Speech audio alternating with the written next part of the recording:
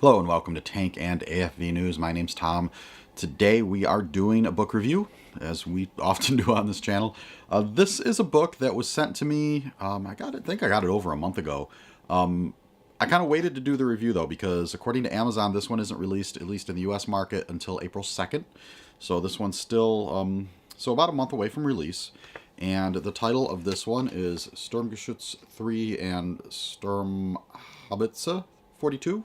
Hopefully I'm not slaughtering the pronunciation on those too bad. German is not my forte. Anyhow, this one, the subtitle is Ostfront Warfare Series Volume 1. So hold it up to the camera so you can see it really good there. And it is by Vyacheslav Kozitsyn. Again, hopefully I didn't slaughter the pronunciation of that too bad. This is from the same people that do bring you the Panzer Rex series. So Panzer Rex is the publisher. If you're not familiar with those books, they do a long-running series of photo books, primarily of wrecked panzers, as the name implies. But lots of good stuff they've done over the ages. This one is, like I said, it's part of a new series, the Ostfront Warfare Series. This is Volume 1. And as the title says, this one's looking particularly at basically Stug 3s, as well as the howitzer version of the 105mm gun. This one's only looking at the long-barreled Stug, so it doesn't have any of the early short-barreled 75mm Stugs. So if you're looking for photo references for that, this book won't help you. But if you want photos of the later Stugs on the Eastern Front, this book certainly will be handy. These are, as with all these Panzer Rex books, the ones I've seen so far, the paper quality's quite nice. It's fairly glossy. The reproduction on the photos is nice. You know, obviously some of the photos are better than others, and that's just based on the source material.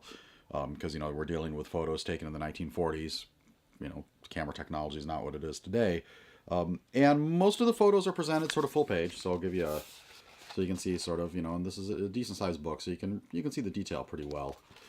Some of the pictures are presented in smaller format, so there's an example of some of the smaller format pictures. There are a handful of illustrations.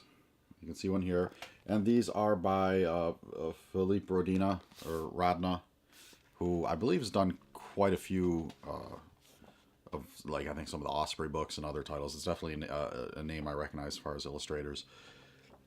One interesting thing in this book that I haven't seen before, and is that it's arranged geographically in terms of the location, at least where the author knows where the wrecks are, and in some cases he'll include these little codes that you can scan with your phone, and it'll go like directly to like a Google Earth location. I believe is how that works. So if you're really interested in finding out where these particular vehicles were located, that's kind of a cool feature in this book. So not all the photos have that code in them, but quite a few of them, you know, the ones where they have that information.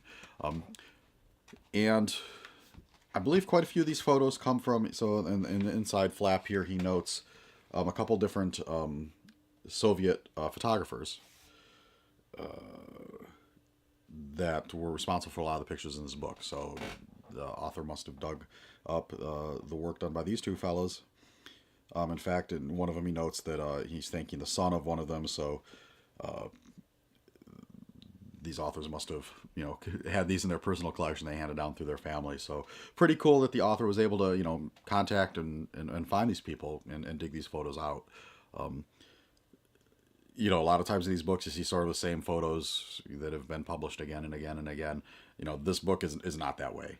I didn't recognize any photo in this book, and you know, not that I have viewed or read everything by any stretch. I'm sure there's other folks that know the photo history of the war better than I do, but these all appeared to be photos that I've not seen before. So plenty of good reference material, particularly for somebody who wants to build models of these vehicles and is looking for pictures of them in action.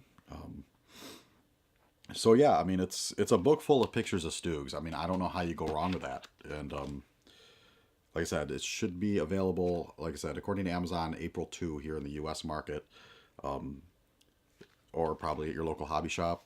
And not sure what the retail price is on this one. You'll have to go to Amazon to find that out.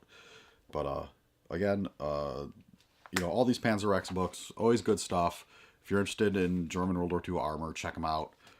So that's it. That's what I got to say on this one. All right. Thank you much. Catch you later.